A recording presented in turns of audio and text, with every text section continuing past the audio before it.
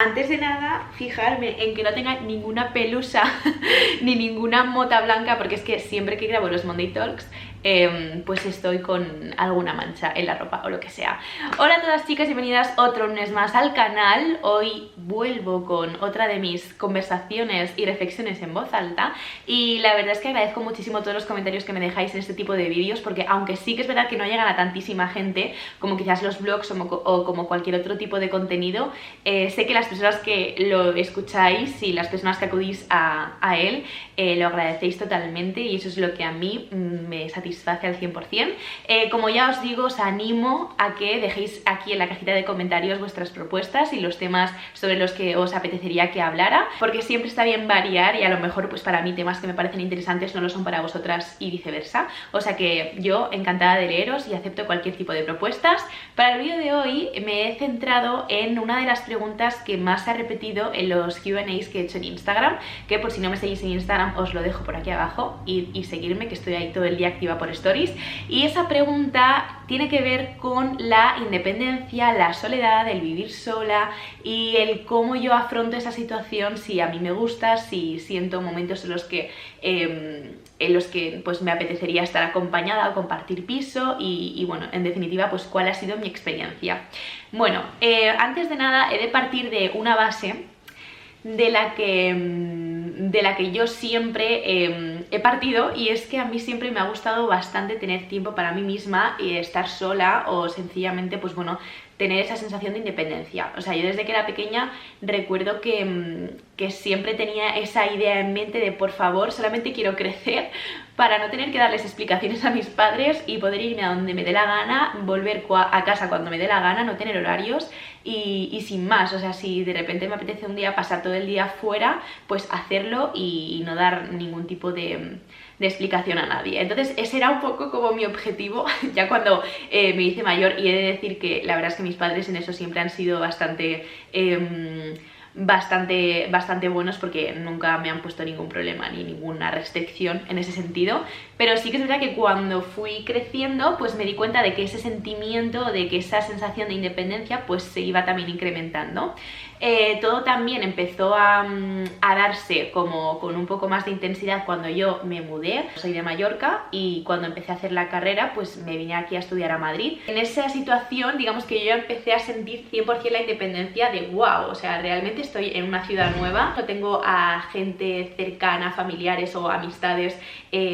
cerca, y era como, ostras, qué miedo, pero a la vez la sensación de libertad y la sensación de ilusión ganaba tantísimo que obviamente pues nunca lo voy a recordar como algo negativo, todo lo contrario. Entonces, aquí yo creo que reflexionando un poco sobre este tema hay algo muy importante, y es que depende totalmente de la personalidad de cada uno, porque yo, por ejemplo, conozco amigas que es que recuerdo que cuando se iban a cambiar bueno, cuando iban a empezar la universidad, ¿no? Que iban a pasar de segundo de bachiller a la universidad, pues eran personas que no podían estar solas, que lo tenían que hacer todo con su entorno, con su gente cercana, con sus familiares, que les daba miedo pasar tiempo en casa solas, que estaban inseguras, que eran, pues bueno, ya me entendéis, ¿no? Ese tipo de personas. Entonces, en ese sentido, sí que es verdad que yo creo que depende 100% de tu personalidad, depende ya no solamente de cómo seas tú, sino de cómo te hayan educado a ti, porque si has estado acostumbrada a siempre pasar tiempo con personas de tu entorno y a hacer todo tipo de planes con gente de tu entorno, pues es lo más normal del mundo. Pero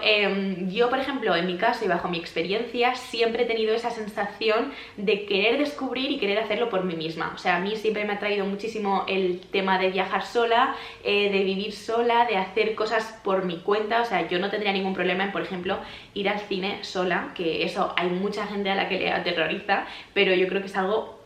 pues muy normal. Lo de viajar sola aún no lo he hecho nunca, creo recordar. Sí que habré ido a sitios sola, pero no estar en una ciudad sola, y es mi tarea pendiente. Ojalá este año se pueda viajar, que es lo que peor llevo. Pero bueno, en definitiva creo que es algo tan propio de la forma de ser de cada una que es muy complicado dar como un tip en general o como dar una respuesta en general a cómo afrontar esa sensación de vivir sola. Entonces,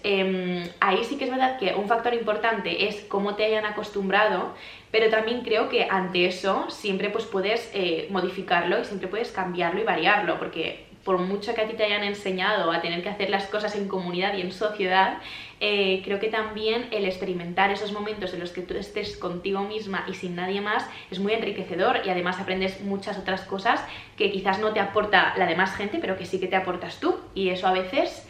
tiene un doble efecto positivo, creo yo. Entonces, una vez que hemos hablado ya del tema de la personalidad, creo que también es muy importante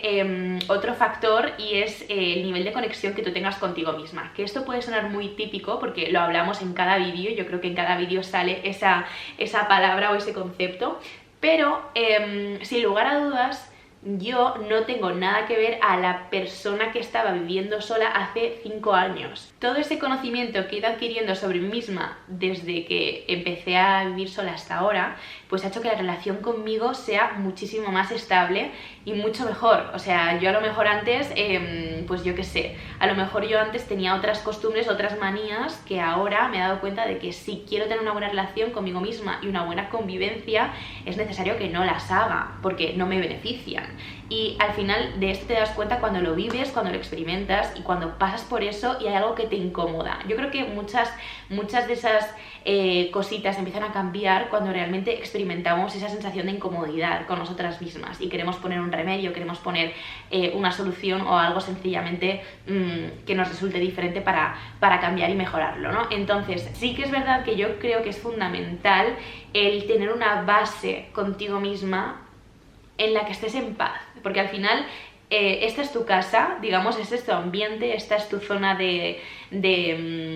refugio, es tu cuevecita, y al final, si de repente tú entras en este ambiente que es como tan positivo y tan zen y entras con todo tu batiburrillo de enredos mentales, creo que no hay nada más tóxico que eso, porque ya sabéis que el poder de la mente es muy grande, y muchas veces pues le restamos el valor que tiene, pero de verdad os digo que todo está dentro de vosotras mismas. Las conversaciones que tengáis con vosotras mismas, los diálogos, van a formar parte del 70-80% de vuestros pensamientos diarios, día sí y día también. Y lo que me parece más curioso es que vi un estudio en el que hablaban de que, pues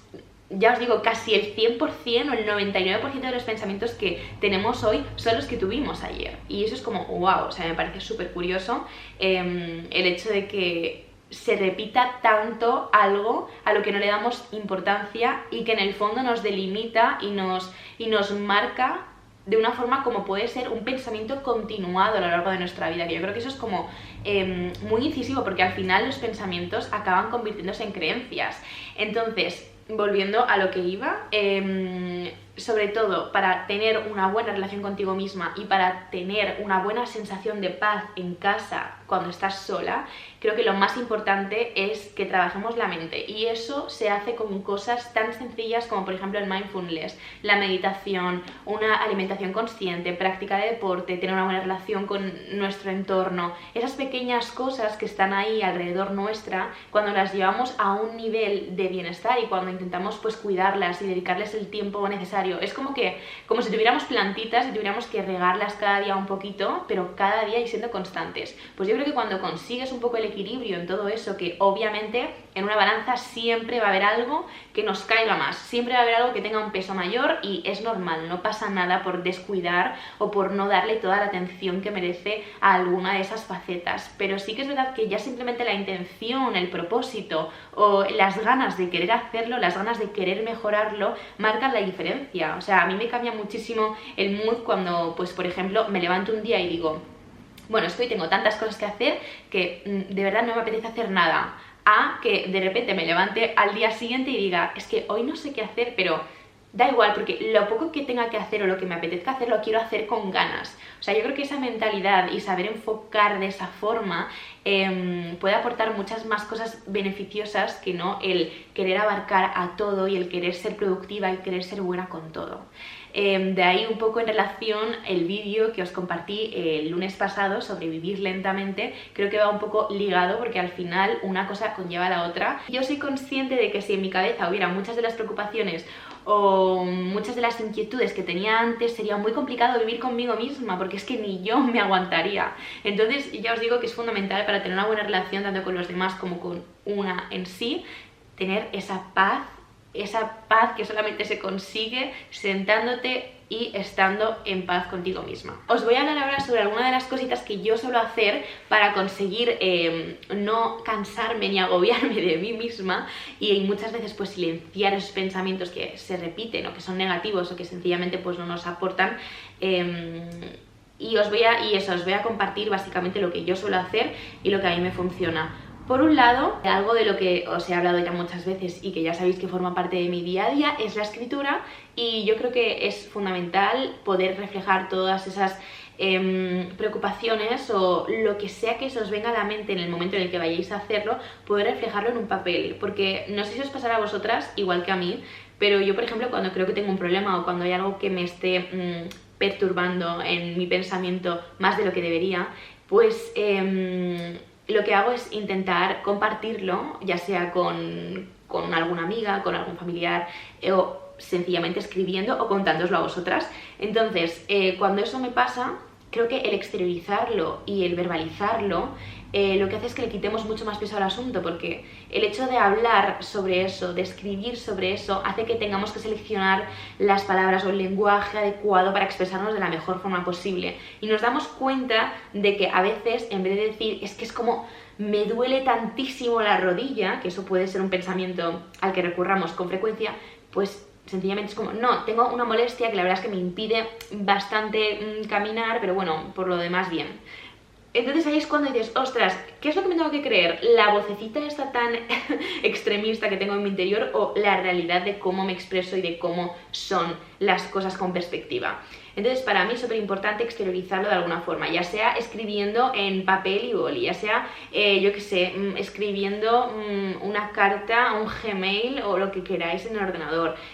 contándoselo a una amiga, lo que sea, pero verbalizar las cosas porque creo que nos ayuda mucho más a darle ese toque de realidad que en el fondo tienen. Otra de las cosas que también me ayuda mucho y que debería practicarla más es la meditación. De